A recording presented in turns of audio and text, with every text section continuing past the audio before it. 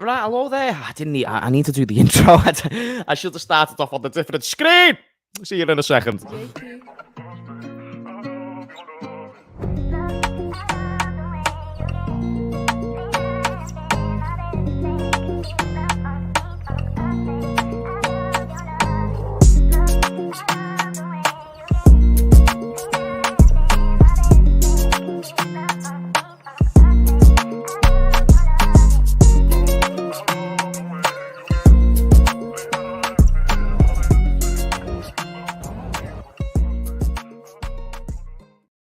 Hello there, everyone. Welcome back to James Redmond TV and welcome to another live stream where it's me, it's you, and we talk about football. On today's agenda, we're going to be talking about our attacking situation because, boys and girls, I've been seeing NUNEZ slandered again. And I'm actually here to defend NUNEZ because I know that he missed a big sitter last night and even I was disappointed. But I think we need to be fair when it comes to a conversation about NUNEZ and not go too far one way or the other. Don't say he's really crap, don't do that. So we're going to talk about that, and that's going to be implemented with a bit of Gakpo talk and a bit of Jota talk. So it's basically an attacking conversation. And then we're going to do a Brighton preview, so score prediction, lineup prediction, and basically an analysis on the game. We'll conclude with like a little Q&A, so like a little bit of interaction between me and you know what I mean? And then we'll do some Premier League predictions as well because it's Friday. You know, there's some decent Premier League games. We've got Arsenal, Manchester City, so it'll be intriguing. Us and Brighton's a very good game as well, so I'm looking forward to talking about that one. So that's the agenda in a summary. So first and foremost, NUNEZ, Jota and Gakpo talk, Brighton preview, Premier League predictions, Q&A. I think that's a nice little structured show. You know what I mean? Big up to everyone who's tuning in as well. Little last minute put together stream. I love it when everyone just gets together last minute. We've got no structure on JRTV whatsoever. When James goes live, the whole world's stopped to watch. Hey, listen, YouTube's not getting the numbers up correctly. It's saying that there's 50 people in here. There's actually 7 billion people in here because, like you said, the whole world wants to see what JRTV or what is going down on JRTV. Big up to you, Honestly Hortensia. Leighton, I think it's clear to see that this is just NUNEZ can score worldies, but might have a stinker here and there. We just need to accept that and give him breathing room to make up for the chances he will miss. And chat, I think this is a good comment from Leighton.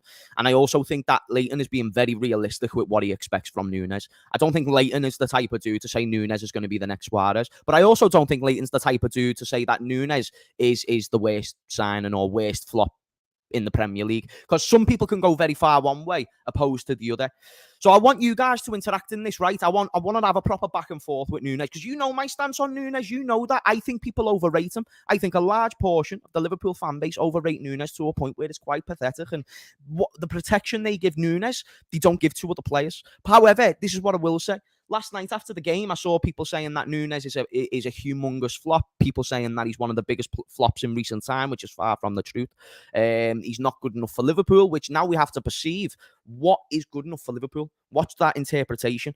When you say good enough for Liverpool, are you saying he needs to score 40 to 50 goals every season? Are you saying that he needs to score 30 goals every season? What's your standard? What's your premise? We also know that there's been other players in recent time who, yes, they might miss chances, but if they create enough of them, they get goals. So now let's work on balance. That's what we need to do when it comes to our point of views. Get a balanced point of view and share it round. I made a claim yesterday, and the reason why I wanted to implement Jota and Gakpo into this talk is because I think people are putting too much respect on NUNEZ at times and not enough on Jota and Gakpo. But then when NUNEZ messes up, that respect suddenly changes. It's like, oh no, NUNEZ is back to his best. He just has a good couple of games. No, that's not the narrative. Who you start out of NUNEZ, Gakpo and Jota is solely dependent on your opposition. Chat WRL. Who you start out of those three is solely dependent on your opposition. So let's analyse what NUNEZ is. You give him 5 or 6 chances, he might get you 2 goals. He might get you 2 goals. It's very rare. Has NUNEZ scored a hat-trick for Liverpool yet? I don't think he has. The point that I'm leading to is there's been plenty of games where NUNEZ has been provided opportunities and walked away with no goals, 1 goal, 2 goals. But he's always impacting the game, and our chances always increase when NUNEZ is there. I raise this because he's a volume striker, so you will see a lot more of NUNEZ in games, and NUNEZ will give defenders significantly more headaches than what a Gakpo or a Jota would, because he's chaos. He's someone who's always looking to be involved. If you wanted to reference him in a UFC standard, he's a Colby Covington. High pace, high pressure. Not the best at any one attribute. Covington isn't the best wrestler. He's not the best striker. But he's he's an amazing all-round mixed martial artist. And the main part of his game is pressure. Putting pressure on the opponent, always walking forward, not taking a step back. That is NUNEZ in abundance. So now we've established what NUNEZ is, and that can be very good either off the bench or for certain games, for instance, teams who play a high line. He thrives in that. That's why NUNEZ has a great record in the Champions League, but his record might not be as great against teams who sit back because he, even though he can play against the team without a high line, it benefits him more if he does. So that's NUNEZ. Now let's talk about Diogo Jota, because this has been the most disrespected attacker that Liverpool have had in recent time. I won't even go into what Diogo's done in the past. Let's talk about his recent 12 months. Last season, he had an injury. He came back. Didn't light the world alight, but he did have quite a fine end to the season. He started scoring goals, was doing fine in games.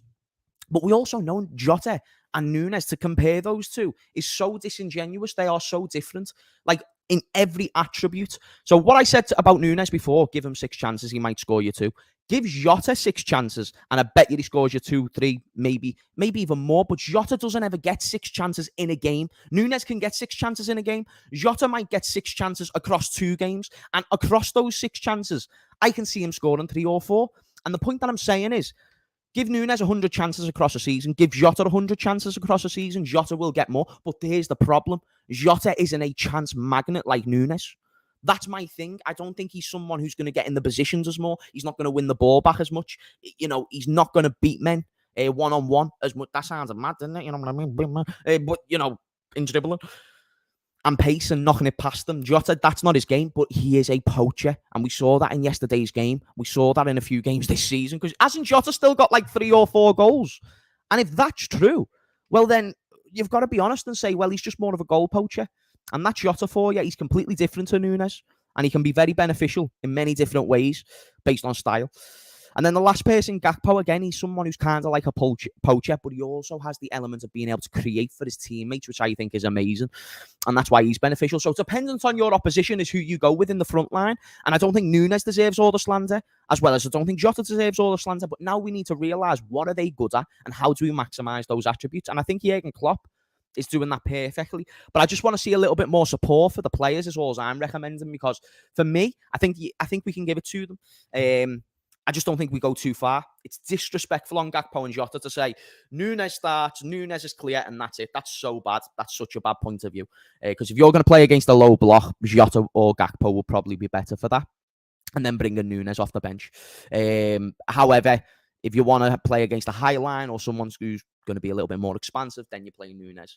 I think that's the way it works anyway. And good thing we've got loads of football to play. Let me read some of your comments. James, I don't know why people complain about NUNEZ and Jota. We've got 2 different types of striker, and Jota scores all his goals since last season in the last 30 minutes of a game. Do you know what?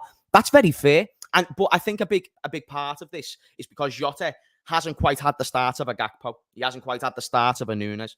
You know what I mean? And I understand since last season. So I think you're referencing to the beginning of last season. I do also remember the time where Jota was scoring goals in early parts of games. I remember when, given him time, he would always get in the right places. Because, when Jota first came in, he scored a couple of goals. But it's because he was one of the main outlets. He was playing a little bit more. He was taking Firmino's spot in the team, if you remember correctly. Or if Mane got injured, he'd go and fill in that role. And he'd score goals. He was a poacher, but he's not someone who's going to be an all-round player. Jota, I don't think Jota starts. I think Gakpo and NUNEZ have the nod above Jota. And this stat right here shows that Jota is a very valuable goal scorer off the bench. Because he can get goals, but we've also saw case studies in his Liverpool career where there was a season where he got 20 goals before January. And that was when he was given consistent game time. The team was flowing. Jota will cook in this team. He just doesn't get as involved as maybe in NUNEZ, but it's still good to have him in the, as a squad option. So when people say, oh, Jota's terrible, the disrespect is beyond crazy. You forget what the guy's done. NUNEZ 4 goals and 2 assists in 381 minutes so far. Goal contribution every 60 minutes, basically. Give him more starts and consistent runs of play, and that will increase as well. That's right. That is 100% right. Possibly. We'd like to hope that if we're giving him game time consistently, then that would work out. Hopefully it will. You could say the same about Jota and Gakpo as well. And I think that all three guys can make themselves a claim, but it's about the overall input that they have on the team. And Nunez and Gakpo have been the most beneficial when it comes to the overall input. And it's nice to see that Nunez is building those personal relationships more across the players of the front three. Big up to Gangandeep. Big up to you, Sid. He says, Diori's out on Nunez.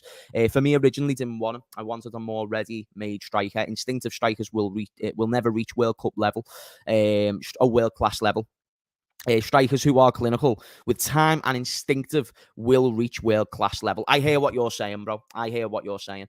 Listen, I think Nunez, if you expect Nunez to be better than any of these guys, if you expect him to be better than Suarez, if you expect him to be better than Torres or Fowler, you will be disappointed. But if we can find a way to make what is a technically less gifted player than those three score goals, because Liverpool under Klopp is very systematic. It's not that we're relying on individuals. For the whole of the 2010s and the 2000s, we relied solely on like a Steven Gerrard or Michael Owen. Like there was always that main guy that we looked towards. You could say that's Salah now. Now, I think Salah, the evidence is out that he's not just a game winner by himself, but there's a great team around him. I think that goes back to his Roma days.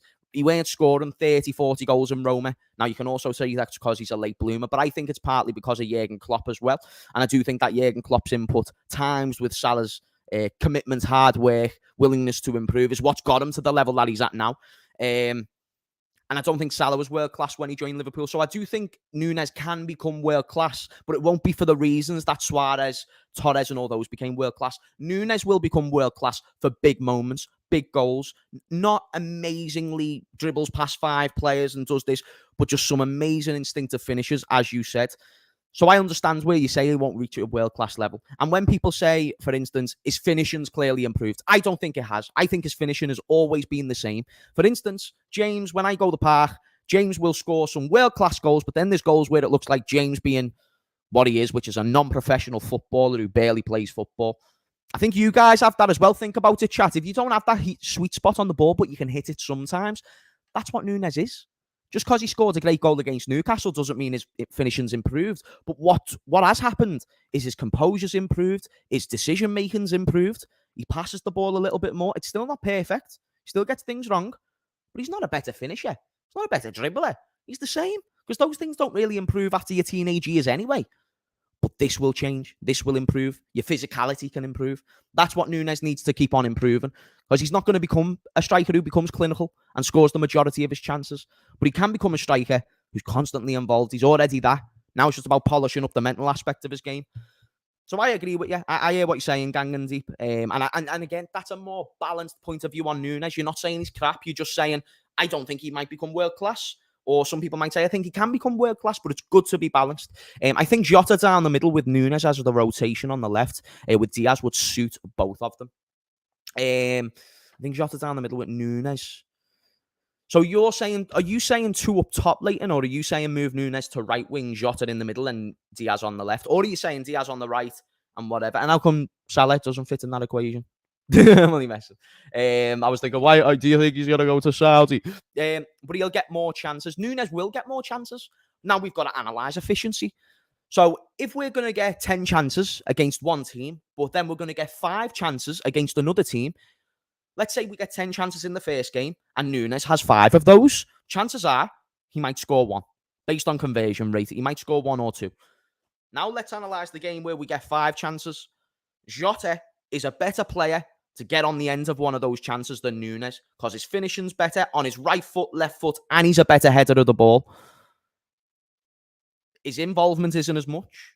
His chaos isn't as much. But Nunez can be very nullified when he comes up against backlines where it's sort of sitting deep. It's very rare that he has an amazing game against those teams. And I think because he stands out more, has the ponytail, when he runs, it's exciting because he's lightning quick. He's more of a fancy-looking player than Diogo Jota is. Diogo Jota can be easily missed in games, but then he pops up with a goal. Jota would be more beneficial for the latter game that I mentioned than the first one that I referenced. It's just facts, bro. They're both different type of players. And just because you'll get more chances doesn't mean you're the best player for the team. Wait, Wait, what? Better composure in front of goal means you become a better finisher? No, it doesn't.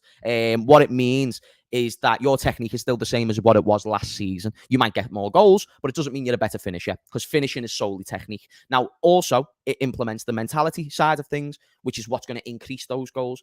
But no, it doesn't mean you become a better finisher. And if that's how you interpret a better finisher, then mine and your interpretations are different. You said, wait, what? Like as if you've done a got you moment. Unfortunately to hear, we've just got different perceptions. You're saying just because I've got more numbers this season than last season means I'm a better finisher. Now, I disagree with that premise. Even though he's became more composed in certain circumstances, does not mean he's better at hitting the ball with his foot. And just because he's become more composed in certain circumstances, he's still missing sitters against teams like onions. So here's what I'm saying to here. His technique hasn't improved, and he's still reckless in moments, but he's now being more conscious and aware in a lot more moments. Doesn't mean he's become a better finisher. There's days where I'll have a really good day, and then there's days where I'll have a really bad day. Now, it doesn't mean that on the good days I've become better at everything. It just means it was a good day, and all the balls that I hit, it went into the back of the net. And then there's days where it's not. So to hear, I don't really understand what you're saying, besides, unless you've got a different interpretation, because I'm talking about technique. There's no way he's a better technical finisher. He's missed big chances this season. That'd be impossible to say. Leighton, but he's been better at an overall part of the game. Composure doesn't align with directly just finishing. Composure is involved with decision-making, right? So composure isn't just friggin' finishing. Composure is also when he goes and headbutts Anderson against Crystal Palace. Don't do that next time. That's what he's improved on to here. Does that make sense? Just Diaz, NUNEZ as the options down the left wing, Jota or Gakpo in the middle. I hear what you're saying. You rotate both Jota and NUNEZ on the left. Fair dues. I think they're both better down the middle. Myself. Jota and NUNEZ in the middle. I hear what you're saying. Jota would be a scorer in NUNEZ's chances, but he doesn't get the same chances. Exactly. So that's why we've got to talk about efficiency. And if there's a game where we're going to get less chances, Jota or Gakpo could be better for that game. But then if it's a game where we're going to get more, NUNEZ could be better for that one, because NUNEZ is also creating. So Gakpo and NUNEZ not only score, but they're also trying to create. Jota is primarily a poacher. So therefore, you've got to get him in them goal poaching positions. You know what I mean? Michael says, I reckon we start him in goal next game, give Alisson a rest and start Matip up top. Michael, who are you on about? Are you on about Kelleher? No, you don't rest goalkeepers unless it's Europa League and whatnot. James, can we play Jota and Darwin up front and Gakpo behind them with Trent and Diaz on the wing? No, not Trent on the wings. He's a right back or a midfielder. He's not going to play right wing. I suppose you mean in a 4-4-2, so he's more right midfielder than a right winger. It's possible. I don't like that idea though. I don't like the idea of a two-man midfield. If we were to go three at the back, then I don't think we quite get as much from the fullback. I think we've tried that as well to some degree. Jota can score a goal, and I also think we thrive more with having the wingers as more inverted strikers. You know what I mean? Jota can score a goal, but can take a long time to get involved in the game sometimes. For example, against Spurs, he was sent off. I don't even think he completed the pass. No, that's right. So now we need to realise what Jota's good for and what games he's good for. He has been quite underwhelming at times this season, but people are just, not you, Sam, but people in general, I think they're going a little bit too far on Diogo Jota. Big up to Paniscaus. NUNEZ scares the opposition. Jota doesn't. So NUNEZ makes their defence more nervy. I think this is a bit of a misconception. I think NUNEZ against certain opposition is more scary. I think there's times where NUNEZ has injected no fear into the opposition. Just because a player is utilising his pace doesn't mean you're necessarily scared. For instance, Marcus Rashford, very good player. I don't think he's someone who injects fear into opposition constantly. I just don't. I think people know that he's got good qualities. I think people know he can score goals. But he is a pace merchant. And when you're quite nullified to being just a pace merchant, you can quieten those players down quite a lot throughout games. Now, Salah is twice the version of any of the players I've just mentioned. But Salah also has been quiet in a lot of games in his Liverpool career, because people know if he's not cutting inside on that left foot, he isn't really doing a hell of a lot more. He can dribble. And I'm not saying that he can't dribble. I'm just saying whatever positions gets him inside that left foot, if you can keep him outside of that left foot, then boom, you are decreasing his chances of getting goals. So I think NUNEZ, he does scare certain opposition, but I also think there's something quite scary about a player like Jota who can score a goal out of nowhere. Do you remember Virgil van Dijk's interview with Rio Ferdinand? He said in that video, one of the toughest players. He said Messi was the toughest player, but his personal, like, you know, hardest man to keep up with in games was Olivier Giroud. Would mark him out all game, wouldn't do nothing, but then he still finds a way to score a goal. This is coming from Virgil van Dijk himself. So obviously he's not saying Giroud is the best technical player that he's ever played, but it's the hardest player that he's ever played against. So Messi was the best player he played against. Giroud was the hardest. Why? Because Giroud wouldn't get involved in all the games. Giroud wouldn't be linking the play and doing all this stuff, but he can get a goal out of nowhere. That's scary. That is fucking fearful. And the most scary man in the room is the silent man in the room. And that's why Jota out of nowhere can get goals at times, Panaskaus, because he's not just someone who's going to get involved. If you're constantly getting involved, but constantly making or getting tackled, making mistakes, the way Nunez can at times, I think that increases the confidence of the opposition defence. But when you've got that one dude who just needs one chance, that is a dangerous motherfucker. It's like, it depends what type of gunfight you're having. You know what I mean? It's like, would you rather a shotgun and efficiency or a little BB gun? Like, the BB gun can still do a job, but this shotgun's going to be a lot more efficient. You know what I mean? That's why we call him Jota the slaughter, the gunman. The gunman. So I don't want to just paint the narrative that just because Nunez does more, he's more scary. I think we've got to analyse it a little bit deeper than that. Our squad's screaming for a 4-2-3-1. Carvalho on loan are all 10s with Gakpo, who could do a job there, would increase Nunez's chances and lower his margin a better. I don't think you fix what's not broken. I think we're creating great chances for Nunez right now. I suppose based on logic, yes. But I think our number 10s, you know, that we've got established at the club, I think they're doing a fine job. Very, very fine job. But I think that's enough on the attackers talk. I think we've been able to delve into that really, really well. And listen, I think, you know, people even talking about Haaland and stuff like that. Think about Haaland. He's someone who doesn't really get involved in all-round games. But because he gets the chances created for him, he gets loads of goals. What was everyone saying for Nunez last season? Give him the chances, he'll get the goals. I didn't agree because I thought he was getting the chances, but he weren't scoring it. Now imagine if you give those chances to Jota, you're going to get from Jota what you got in that quadruple chasing season, which was 20 goals prior to January. Chat, let me ask you this question. Do you ever see Nunez scoring 20 goals prior to January? This isn't hating on him. I'm just trying to put an emphasis on how good Diogo Jota was that season. And it was because we adhered to the way he played. And I'm not making the recommendation, let's start Jota. I'm just saying, let's not disrespect Jota. And let's not nullify the fact that he's a clinical finisher. Because he is. No one said Nunez wasn't class, by the way, Raymond. But this is my problem, is that people can get quite... It's like he's class ends off. So now we can't even talk about his bad things, but we can talk about Jota's bad things, and we can talk about Gakpo's bad things, but we can't talk about Nunez. So the purpose of this video, or this topic specifically, don't go too far one way or the other. Be balanced. You know what I mean? Nunez isn't clear of the other two, but he's better at things than the other two aren't, and the other two can say the same thing. So yeah, it's interesting. It's interesting. Anyway, let me get the lineup selected up, because we're going to do a Brighton preview now. We're going to get the lineup up, and hopefully we're going to come to a right conclusion on how that game's going to go. And chat, let me know your lineup predictions as well. Because I do think that... Wait, this is Anfield, it is, isn't it? Lineup. Selector. Okay. Let me see. Yeah, that's the one. So yeah, get me your lineups, get me your score predictions. We are in the Premier League again, so we're not having to worry about guessing what the rotation's going to be. It's more... You know, I think the big conversations is about like Kanate, Matip, or attack. Even the midfield now with Gravenberch really cooking, I think it's going to start getting much more difficult to predict these starting 11s. I do. Who had I just got a phone call? Who's got a phone call? Who was that? Who was that? That just belled me then. Do you know when you get a call off someone that you don't know, chat? I'm intrigued. Who's that? Who? I'm proper intrigued by who that is. I've just got a phone call literally right now. Chat, you reckon I call him back? Nah, I'll do it after stream. I don't know who it is. Do you know, I got a call on WhatsApp, and the photo's someone who I don't recognise, so I'm curious. Anyway, who calls before they text as well, by the way, if you don't know them? Anyway, lineup prediction is on the screen. Let me... Did I share the screen? Did I share the screen? I did share the screen. Now let me put myself in the right position. Pause. Let's do it, fam. By the way, how good was Kwanzaa? How good was Kwanzaa?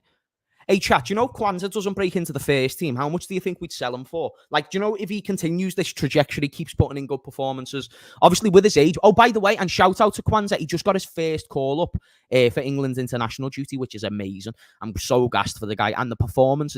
He's not put a foot wrong. He's looked, honestly, like he's looked like a little bit of a Rolls Royce, you know what I mean? Is this what Arsenal fans were gassing Saliba over? Kwanzaa, he's even had an assist in a game as well. Kwanzaa, he does his bits going forward. I like him. Szoboszlai and Gravenberch will be exciting, but I don't think Macher and Endo are great DMs. So we may be vulnerable. I hear what you're saying. I think McAllister's been getting a bit of stick this season. I'm not even going to lie. How wholesome was that interview with him and his brother after the game? I was so happy. Whoever got that done on TNT Sports, that was class. Anyway, let's go. In goal, you go with Alisson. It's not even a question. Not even a doubt in my mind. Andrew Robertson completes the left back position. Right back. It's got to be a Trent Alexander-Arnold one, doesn't it? Got to be. Wait there, chat. Actually, does it have to be? I'm forgetting that Gomez has played right back for us at recent times. Are you persistent with Gomez? Or are you giving Trent a start? I think the reason why he played a couple of minutes against Onions is because, you know, Jurgen Klopp wants to get him right back into the team as soon as possible, but he thought he'd bet him into that game because it weren't going to be as intense and stuff like that. So my man Striker says he played Gomez. This is the back four prediction from Kai LFC. He says Alisson, Trent, Virgil van Dijk, Ibu and Robbo. So you're going with Trent. Sam goes with Trent as well. James, what are your thoughts on TAA in midfield and Gomez right back? Nah, not a big fan. I suppose what you could do, you could exercise the option of playing Trent in the midfield position, in the 6 role, because obviously people have questions on McAllister and Endo. And then obviously Curtis Jones is unavailable and he's played that role a couple of times this season. I don't think Bajcetic is getting a look in anytime soon, so that could be a choice. But no, I think you play Trent inverted right back, get him back to his roots. And then if he's going to be a bit more of a defensive liability, then you can go back with Gomez in future games. But I think that's the way Jurgen Klopp will do it. Now, I'm confused on whether Jurgen Klopp will go for Konate or Matip. Konate was an absolute monster yesterday. Kwanzaa was amazing. Konate was the guy. Like, Konate was the guy. Like, he was covering so much ground. He was good on the ball, reading the game, reading the way their attackers was going to be. I'm going to say that he goes with Matip, just because obviously even with the own goal and stuff like that, I don't think he'd want to drop him after that game. Where's Joel Matip? Chat, why is Joel Matip not there? Oh, no, he is there. I didn't see Joel Matip at all then, you know. Okay, then. So Joel Matip and Virgil. Got to be Virgil, no? So that's the back 5. Well, back 4 with the goalkeeper. Good afternoon, Wayne. Hope you're well, sir. Konate worked best with Trent. Trent's inverted. I feel like if Trent starts, so does Ibu. Chat, this is actually a great point, you know. This is a great point. I'll tell you now, right? Konate, that's actually true because he covers ground for Trent a lot more, whereas Matip, I think, has to cover a lot more. I'm gonna still stick with Joel Matip. I don't think he's not gonna play this game. But that's one of those decisions that I'm going with. Like, it's kind of 50-50, you know what I mean? Anyway, centre defensive midfielder. Okay. It's mad, you know, because I think Szoboszlai would do so much better in this role than McAllister. But I think Klopp just favours McAllister there right now. In all fairness, Endo didn't play. Endo only played 45 minutes. So is that an indication? Because if Endo weren't going to play this game, why would Klopp take him off after 45 minutes? Why not try and keep him on the pitch for a little bit longer just to increase morale and stuff like that? You saying that midfield, Sam? Because I'd probably say this midfield as well, to be fair. Do you know what? I think I've got to go with what Klopp's going to go with, not what I'm going to go with.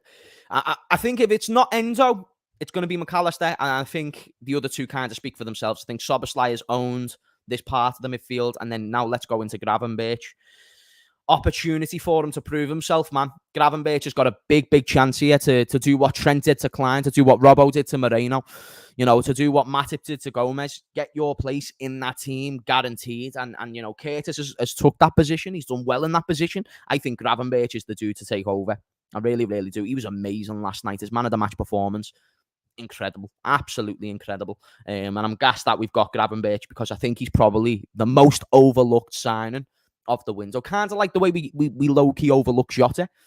Maybe even like Harvey Elliott in some ways. Like, I think we're overlooking Gravenberch as well. I think, yeah, he's class. Front three picks itself, I agree. It's quite self-explanatory, to be fair, because with no Jota or Gakpo, and I think Nunez would be number one option anyway, but I think now it's literally no doubt that Nunez plays. Salah right wing, Diaz left wing. And I like that team, man. I love that team. That's a saucy team. I completely understand people's doubts about the number 6 position. And I do think if there's any weak point in our team, it's this. But in terms of our overall defensive performances this season, I can't say that McAllister's done too much to be like directly giving away goals and whatnot or chances.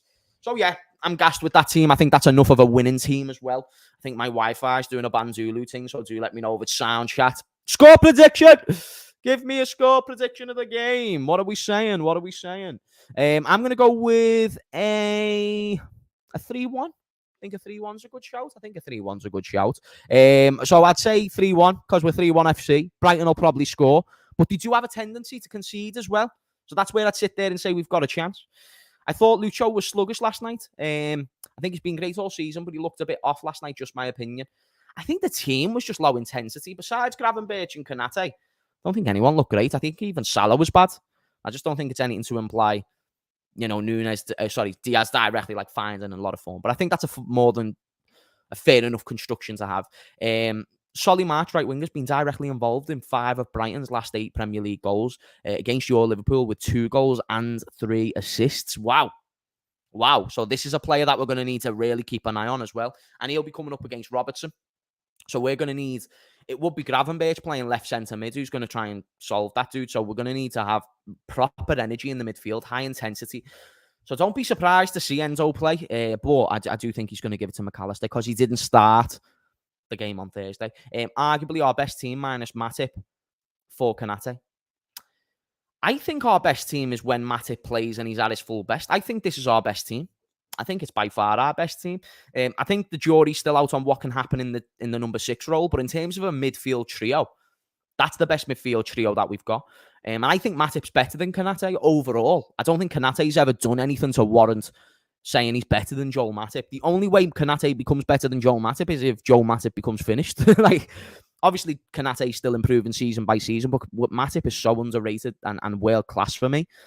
It's not disrespect on Konate per se. It's more putting respect on Joel Matip's name because, yeah, I think that's the best 11. I do. I think that's the best 11 that I'm looking at right there.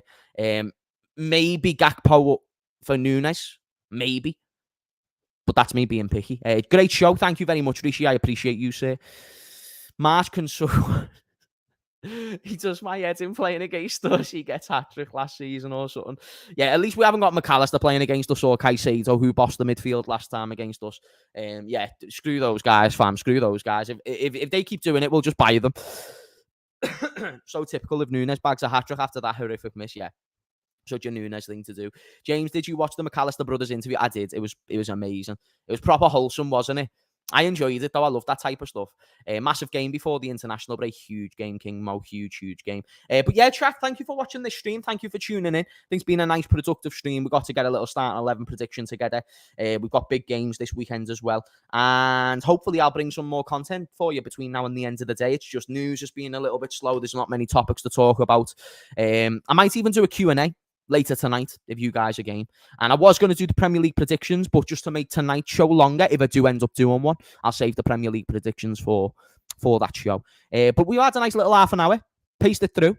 And I hope that you enjoy the channel and the content that you're seeing. I love every single one of you because without the platform that you guys provide me, this channel isn't what it is. So thank you so much. A lot of love to you and your mothers, and I'll see you all in a bit. Bye-bye.